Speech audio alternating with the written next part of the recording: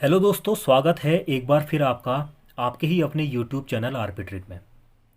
आज एक और बेहतरीन टॉपिक के साथ, जिसका नाम है भगवान गोलू, यानी कि गोलू देवता के बारे में। इससे पहले गंगनाथ देवता के बारे में भी मैंने बताया है, जिसका लिंक नीचे डिस्क्रिप्शन में है। आप जाके एक बार ज़रूर विजिट करें। और साथ ही साथ ये जो मेरा चैनल है आरपी ट्रिक, इसे like, share, subscribe and hit the bell icon, जो बगल में लाल घंटी का निशान बना है, उसको ज़रूर दबा दें, ताकि कोई भी अगर इंपॉर्टेंट न्यूज़, खबर या इस तरह की वीडियो मैं आपके सामने लाऊं तो उसका नोटिफिकेशन तुरंत आपके पास पहुंच जाए। तो दोस्तों, आज हम बात करेंगे गोलू देवता के बारे में। गोलू देवता एक न्याय के देवता माने जाते हैं।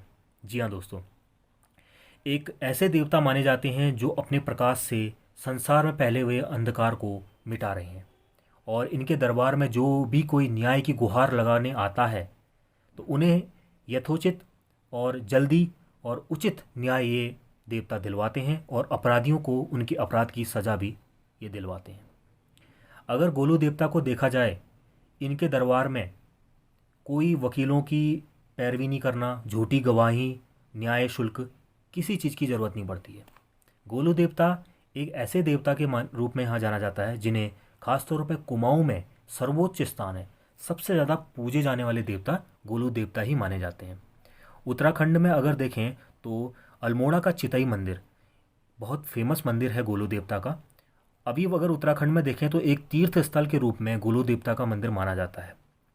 अगर आप इनके मंदिर में एक बार ज़रूर विजिट करें, अगर वहाँ आप देखेंगे, ख़ास तौर पे अगर चितई गोलू देवता अल्मोड़ा के मंदिर में आप देखेंगे, तो वहाँ आपको आप ये पाएंगे कि घंटियाँ वहाँ चढ़ी हुई हैं। और घंटियाँ, जब मनवांछित फल की प्राप्ति हो जाती है तो घंटियाँ वहाँ चढ़ाई जाती हैं, और घंटियों के साथ याचक या उनका उक्त भक्त जो परेशान है, या स्ट्रगलर स्टूडेंट हैं, छात्र छात्राएं हैं, वो अपनी मन की बात चिट्ठियों के माध्यम से वहाँ टांग के जाते हैं और एक दूसरे लगा के जाते हैं घंटियों के साथ।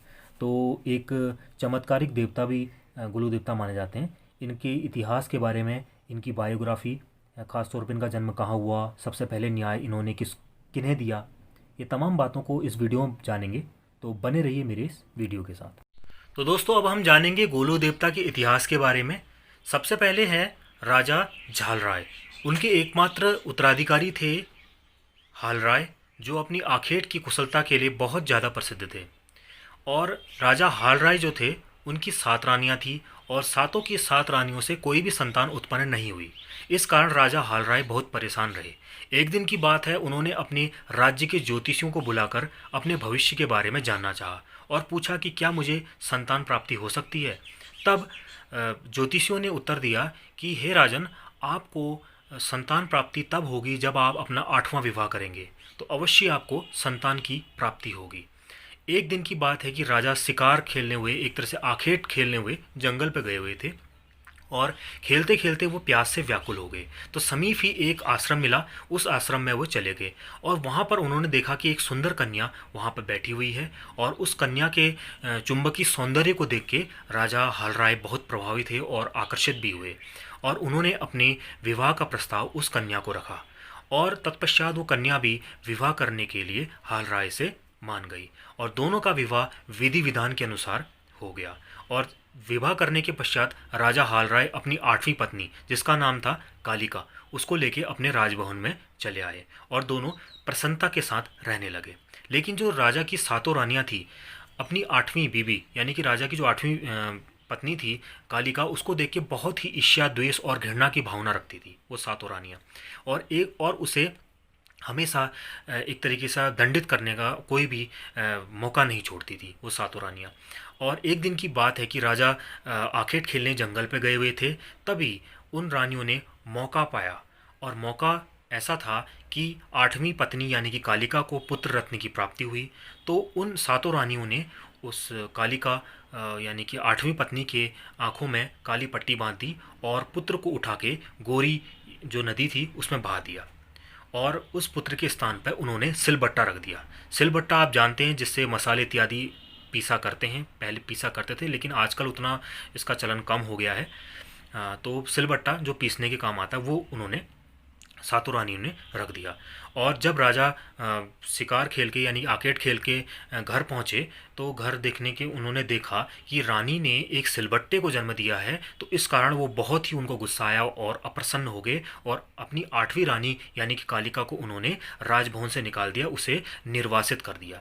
अब दूसरी जगह अगर देखें, जब उन्होंने सातों रानियों ने एक बॉक्स में यानी बक्से में बंद करके उस पुत्र को गोरी नदी में बहा दिया, तो वो बॉक्स यानी कि बक्सा बहता बहता एक इतनी दूर पहुंचा कि एक जगह पे वहाँ पर एक मछुआरा मछली मार रहा था, तो उसे वह बक्सा मिला। जब उसने वो बक्से को खोला तो उसमें एक सुंदर सा पुत्र, सुंदर सा एक बच्चा उसने देखा और वो बहुत प्रसन्न हुआ। अब क्योंकि वो बच्चा गोरी नदी के किनारे मिला है तो उसका नाम गोरिया रख दिया और धीरे धीरे ये नाम बदलते बदलते गौल्ला हो गया। और जब ये बच्चा यानी कि गौल्ला अपने पिता यानी पालन पिता के घर में बड़ा हुआ, तो बड़ा होने के पश्चात पालक पिता जो थे मछुआरा, उसने सभी कहानी पूरी जितनी व्यथा थी अपने बालक को वहाँ सुना दी। और तत्पश्चात उसी दिन से बालक गोल्ला ने एक शपथ खाई कि मैं अन्याय के विरुद्ध आवाज़ उठाऊंगा। एक दिन की बात है कि राजा हालराय की सातों पत्नियां पानी के धारे में अपनी दासियों के साथ पहुंची। तो उन्होंने जब पता चला बालक गोल्ला को कि सातों रानियां वहां पहुंची हैं, तो उसने गोल्ला ने एक लकड़ी का घोड़ा बनाया और उसे लेकर सीधे पानी के धारे में पहुंच गया और वहां धारे में जाते ही उस लकड़ी के घोड़े को पानी पिलाने लगा। तत्पश्चात सातों रानियां हंसने लगी और बोलने लगी, क्या कभी लकड़ी का घोड़ा पानी पी सकता है?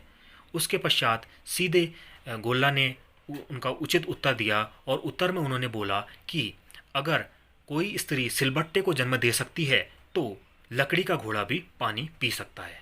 तो ये बात कहते ही धीरे धीरे ऐसा उचित उत्तर पूरे राज्य में, पूरे जंगल में फैल गया आग की तरह। और धीरे धीरे राजा हालराय की कानों में भी ये बात पहुंच गई। और जैसे ही ये सूचना हालराय के पास पहुंची तो उन्होंने सातों रानियों पर उनको उचित दंड दिया, उनके साथ कार्रवाई की और उन्हें राजभवन से निकाल दिया और उस गोल्ला को राजा घोषित कर दिया। और उसकी माता यानी कि हालराय की 8वीं बीवी कालिका को उचित सम्मान के साथ राजभवन में उनको सम्मान दिया गया। तो दोस्तों, इसके बाद घुमागढ़ कुमाऊं के अधीनस्थ था, जिस पर चंदवंश ने राज्य किया। बाद में गोल्ला ने चंद्रसेना के सेनापति की स्थिति को मजबूत किया और उसकी एक लोकप्रियता में एक तरीके से वृद्धि भी की। जो गोल्ला था वो एक वीर योद्धा था, उसने कई विजयों में कुमाऊं की सेना का नेतृत्व किया और वो एक तरीके का अच्छा घुड़सवार भी था।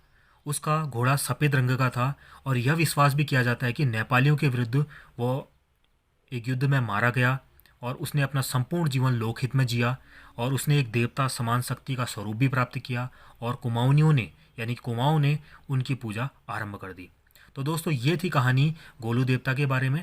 आपको ये कहानी कैसी लगी अपना फीडबैक ज़रूर दें और साथ ही साथ मेरे इस चैनल को लाइक, शेयर, सब्सक्राइब करना बिल्कुल भी ना भूलें और बगल में बना हुआ लाल घंटी का आइकन दबाना भी ना भूलें। इसी तरीके की अच्छी और ऐतिहासिक और एक प्रेरणादायी कहानियों को मैं आपके सामने लाता रहूँगा। तब तक मुझे इजाज़त दे दें। धन्यवाद।